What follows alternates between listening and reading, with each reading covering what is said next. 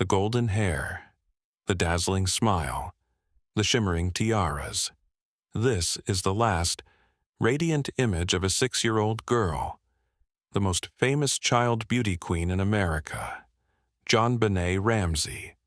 JonBenét's life appeared to be a fairy tale. She lived in an 11,000-square-foot mansion in Boulder, Colorado. Her father, John Ramsey, was the successful CEO of Access Graphics. Her mother, Patsy Ramsey, was a former Miss West Virginia. They were the picture of the perfect, affluent American family. But on Christmas night in 1996, while the nation was wrapped in holiday warmth, the Ramsey family was facing a relentless nightmare. A nightmare that would become one of the most controversial and enduring cold cases in American history for nearly 3 decades. That night, JonBenét went to sleep just as any other child does after a day of opening presents. But she would never wake up. At 5:52 a.m. on December 26, 1996, a panicked and broken voice came through the 911 emergency line. Please, someone has kidnapped my daughter. Please, God, just come here. That was the sound of Patsy Ramsey, the desperate mother. Patsy told authorities that when she went down to the kitchen that morning, she found something unbelievable resting right on the staircase leading up from the basement. A lengthy, handwritten ransom note, 2.5 pages long. This note was highly unusual and unsettling, reading like something pulled from a cinematic script. "We have your daughter. She is safe and unharmed. If you want to see her alive, you must follow our instructions. Specifically, do not contact the police or the FBI." The note was long and rambling, written with a pen and on a pad of paper that was torn from a legal pad found right inside the Ramsey house. And the strangest detail of all was the required amount, $118,000.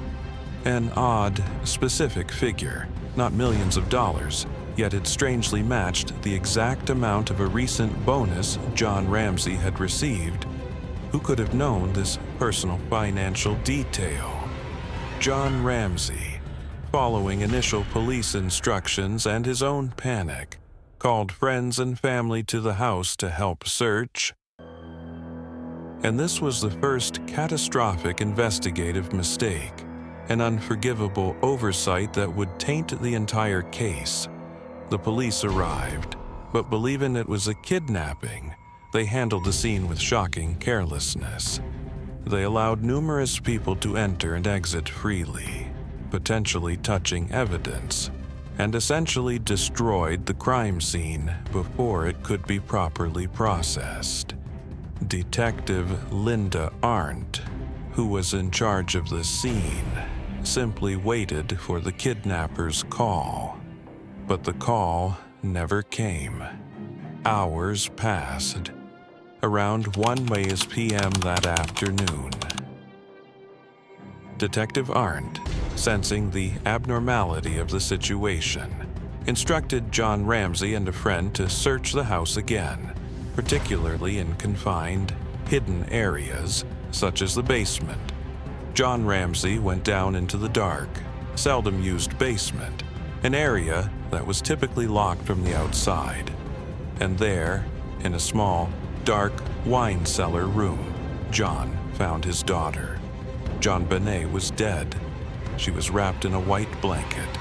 In that horrifying moment, John picked up his daughter's body and moved it, inadvertently causing further disturbance to the scene. An understandable, instinctual act of a father, but a disaster for forensic work. The subsequent autopsy revealed gruesome details that sent shockwaves through the nation. JonBenét had been struck hard on the head, causing an 8.5-inch fracture to her skull. However, she did not die from the blow, but from asphyxiation. The attacker had used a makeshift garrote, a ligature crafted from a piece of nylon cord, and a broken paintbrush handle, an item confirmed to have originated inside the Ramsey home, possibly even belonging to Patsy Ramsey's art supplies. The child also showed signs of sexual assault. The situation had shifted from an outside kidnapping to murder and staging inside the home, which entirely altered the focus. The body found inside, the note written on internal paper, and the garrote made from household materials led Boulder police to focus all suspicion on the only people who were there: the Ramseys. Immediately, the investigation ran into a massive legal and moral wall. Under the advice of their attorneys, John and Patsy Ramsey refused to submit to a formal police interview for months after the murder. This refusal immediately ignited public and media fury, fueling the core suspicion that an insider was the culprit. For the public, their silence could only mean one thing: they had something to hide. The family theory dominated the early investigation. There were compelling reasons: the ransom note's strange content, which some handwriting experts initially couldn't exclude Patsy as the author of, the fact that no clear signs of forced entry were found, despite a broken basement window, and the questionable behavior of the parents. The pressure culminated in 1999, when a grand jury actually voted to indict Patsy and John Ramsey on charges of child abuse resulting in death. This was a significant step, indicating the jury believed there was probable cause for prosecution. But the district attorney at the time, Alex Hunter, made a shocking decision. He chose not to pursue the indictment. He stated that there was simply not enough admissible evidence to prove the case beyond a reasonable doubt. The case became a legal and public stalemate. The media was split, and the Ramsey family, though professing their innocence, remained under the cloud of suspicion, constantly pointing to an unknown intruder. But how could an intruder enter the home, commit murder, stage the scene with household items, and leave without a trace of external evidence? The answer would come from science, years later. In the early 2000s, forensic technology had advanced significantly since 1996, and science broke the endless loop of suspicion. In 2003, investigators re-examined the samples collected from JonBenét. This time, they focused on a tiny, invisible signature, DNA, and they found it. Underneath JonBenét's underwear, experts found the DNA of an unknown male. This trace evidence was later found on her clothing and other items.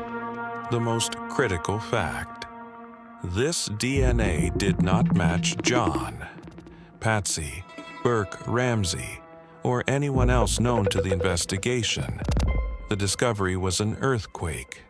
It was the first piece of undeniable physical evidence that supported the intruder theory that the Ramseys had so adamantly defended. The focus shifted. The strange ransom note and the messy scene were no longer the main issue. The sole issue was now: an unknown man touched the victim. The DNA forced the district attorney's office to act.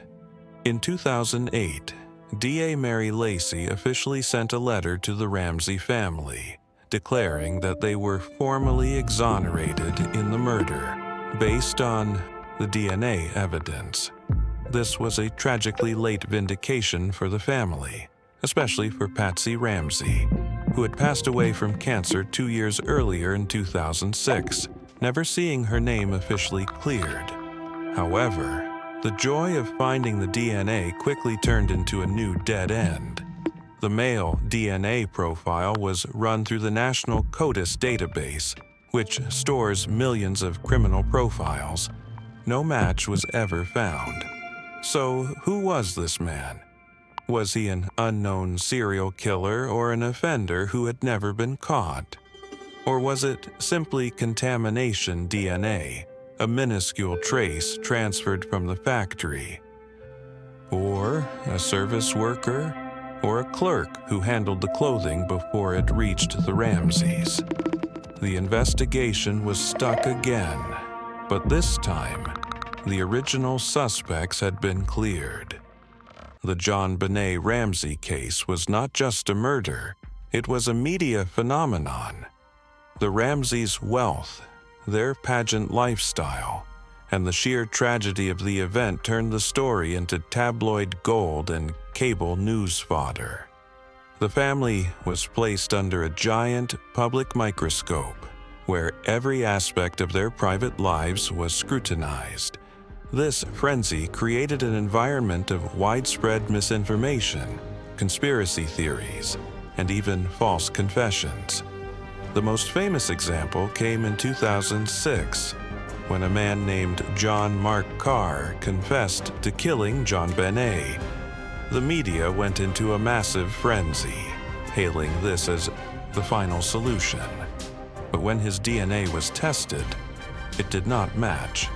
Carr's confession was dismissed. He was merely an obsessed man seeking attention.